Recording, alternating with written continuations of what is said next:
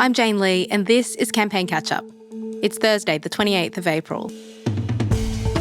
Today, political reporter Paul Karp joins me to discuss something that hasn't been mentioned on the campaign trail yet, the future of our schools. But first, here's what happened today. The major parties argued how, if elected, they would help Australians deal with the rising cost of living, now that inflation has soared and interest rate rises are on the way. Prime Minister Scott Morrison was in Cairns announcing $24 million for the Cairns Marine Precinct. He said the coalition had already provided voters with a shield against international pressures on the economy through one-off cash payments and a temporary fuel excise, which was announced in the budget. The only way wages rise is when you get more and more Australians into work, which is what we're achieving. But secondly, because employers, businesses are doing better and they're finding new markets and they're forging ahead. And that while the government couldn't wave a magic wand to grow wages, Morrison said it had managed the economy very well during a pandemic. Do we put everything that everyone's worked so hard to achieve through the pandemic at risk with a Labor Party and Mr Albanese, who we know can't manage money? Shadow Treasurer Jim Chalmers was in Sydney, saying that only the government was to blame for stagnant wages over the last decade. The big risk of re-electing Scott Morrison is another 3 years of a tax on real wages, which make it harder and harder to keep up with the skyrocketing cost of living and to pay increasing costs on your mortgage. Chalmers said that Labor planned to help grow wages through policies like making childcare cheaper to bring more women back into the workforce. We said that we want to deal with labour hire undermining wages and job security. We want to deal with the gig economy. There are a whole range of proposals that we've made. Now, the government, they say that there's absolutely nothing we can do to get wages growing. That is complete and utter rubbish. Both men were asked how their parties would help Indigenous Australians, who would be among those hardest hit by rising inflation. The coalition pointed to government spending for outback stores, and Labor highlighted its promise to extend funding for housing in remote communities to reduce overcrowding. The Greens announced that if they hold the balance of power after the election, they'll push for a new levy on coal exports to help fund recovery programs for climate-related disasters and clean export industries. And One Nation is reportedly going to direct its preferences away from some moderate Liberal MPs on how to vote cards on election day. Coming up, political reporter Paul Karp joins me to talk about the major parties' plans for education spending. Hey, Paul. Hey, Jane. So we're halfway through the campaign, and the big items on the agenda so far have been national security and now the rising cost of living. What are some of the areas we'd usually be hearing about around this time in a campaign that haven't come up yet? Well, there's usually a more lively debate about increasing funding to government services. So last election, Labor was promising 50-50 hospital funding with the states. So that's boosting the contribution from 45 to 50% from the Commonwealth Government. And this time they haven't done that. Last time they also promised $14 billion over 10 years to public education to get them up to the school resource standard. And that hasn't happened this time either. All they're promising is a pathway to fair funding. What do you mean by fair funding? What is the school's resourcing standard? So there's a formula that works out what fair funding for a school looks like. And at the moment, the federal government gives 20% of that amount to government schools and states give up to 75%. Now that leaves a gap of at least 5% and more in some states that haven't given their full 75% between what they're receiving and what they need to receive under the needs-based funding model. And in the private system, because the federal government is the dominant funder of non-government schools, they give 80% of the school resourcing standard. And because of special deals, we have this situation where government schools have a decade to transition to a new funding model, and some of those schools that are above 100% of the standard continue to be overfunded. What is the gap that the public school sector is seeking to fill in the future? Well, the gap between what they're getting now and 100% of the school resource standard is $4.5 billion.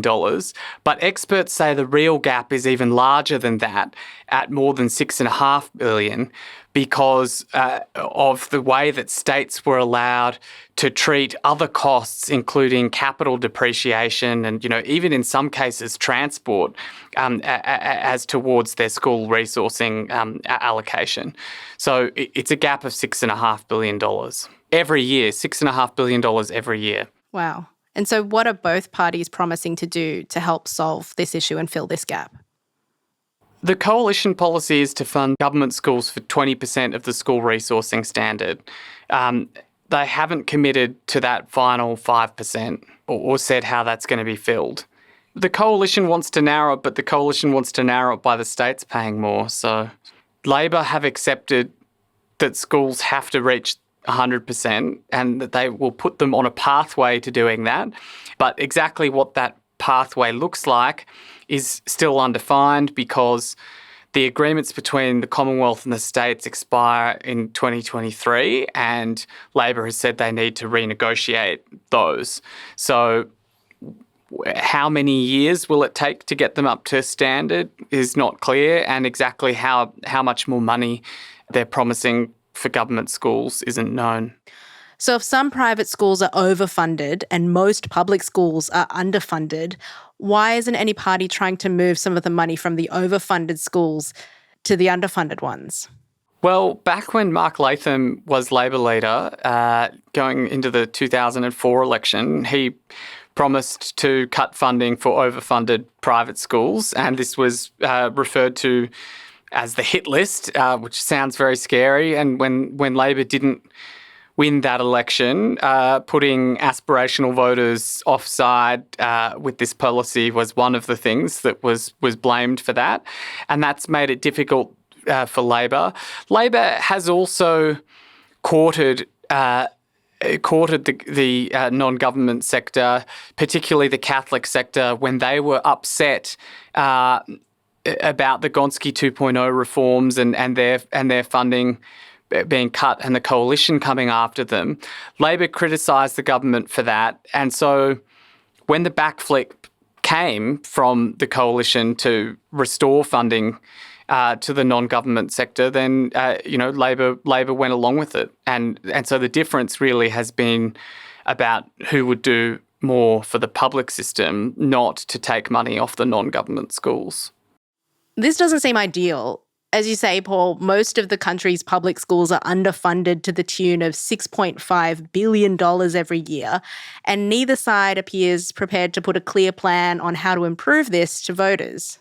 Would you design the school funding system this way if you were doing it from scratch today? No, because it's obviously absurd that the schools with the most assets and, are receiving even more government funding. Obviously, you would not design it that way if you were starting today.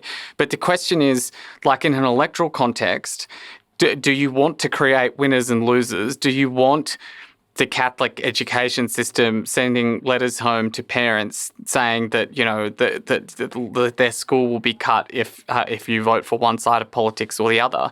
And when you look at it from that perspective, it's very easy to understand why neither side wants to create losers.